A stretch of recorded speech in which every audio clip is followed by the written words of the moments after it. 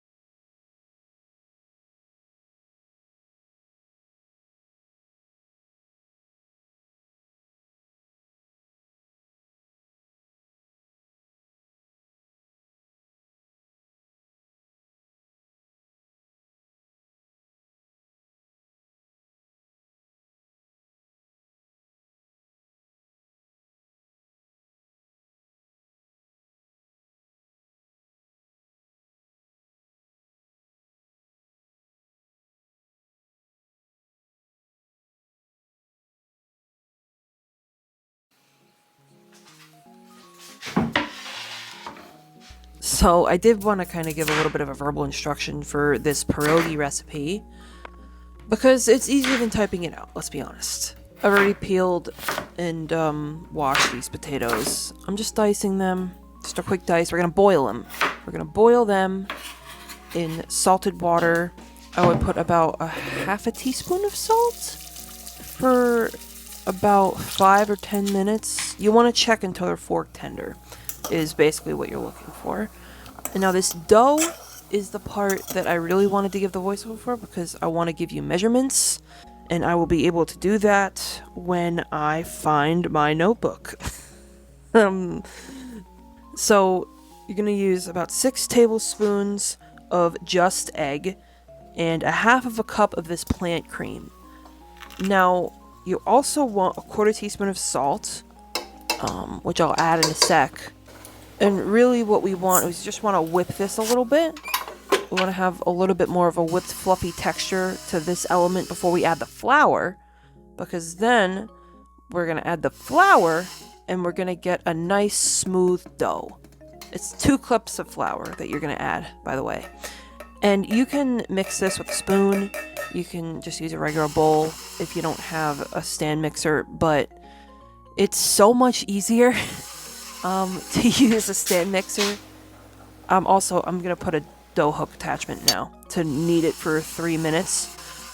And I've done the by hand part, and that's fine, but I was tired, okay? I was kind of tired, so I was like, okay, I'm just going to use the stand mixer and the dough hook attachment, because what else is it for? I'm just going to use it. So to these potatoes now, for this filling, we're going to add 2 tablespoons of, it can be any non-dairy milk. I used plant cream again. 2/3 of a cup of vegan cheddar shreds. And just, you could salt and pepper it to taste. I'm doing a little bit now, and I'm going to add a little more again after I taste it, just to make sure everything's kosher. Just mashing the heck out of it until you get that nice, cheesy, creamy, melty consistency that we want. And restrain yourself from eating all of the filling before you fill your pierogies, which is something that I also have to do, because it's really good. Now, when we roll them out, I like to cut it into like smaller pieces because it's easier to work with. And I was rolling them out to about 2mm thickness, because that was the setting I had on my rolling pin there. You could do it thinner if you want. You could also do it thicker, which I'm not really sure why you would want to do that, but if you wanted to, you could. You could do that. And the thing that I'm using to measure these was about 4.5 inches in diameter. So do with that what you will. Had a fun time at Applebee's one time, and now it's useful for measuring pierogies, so go figure. That's 2 tablespoons of filling, and I'm just going to stretch it out a little bit before I crimp it. And you want to make sure you don't get any potato in the edge part, so that when you're crimping it, it actually seals. That's important for when you're boiling them, so that the filling doesn't come out and make you sad. But yeah, we have perfect pierogi there. I've been making some variation of this for my whole life, but vegan variation for the past 13, I guess it's going on 14 years now. Gosh. Damn. Is it 14? I'm too tired to do math right now, I'm sorry. But yeah, so I'm boiling these pierogies for about 3 minutes, to anywhere between 2 and 4 minutes. You want them to be cooked and float to the top like you see them doing here. And then when you want to serve them, you can serve them however you want. But I really prefer the onion and vegan butter method, because that's what I grew up with. Chopping an entire onion for 3 pierogies. Yes, you heard that right. I love onions with pierogies. It's in my blood. I'm sorry. Not sorry. But yeah, whole onion.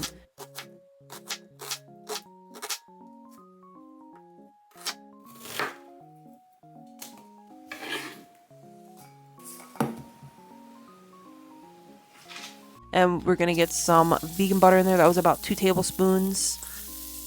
Just as an estimate. I didn't actually measure too much, but I think the estimated would be about 2 tablespoons. And I'm sauteing my onion until they start to get translucent a little bit, start to get a little bit cooked, and then I'm adding my pierogies so that I can cook them for about 2 minutes on each side. You want to get that nice golden brown crispiness on each side of the pierogi, because that's what the part that makes it taste good. Actually, all of it tastes good, but that is the yummy texture that you want, to say it in technical terms. And I want to thank you for watching this video, and please subscribe, give it a like if you want, but no pressure, of course. And thank you for watching my video. Goodbye.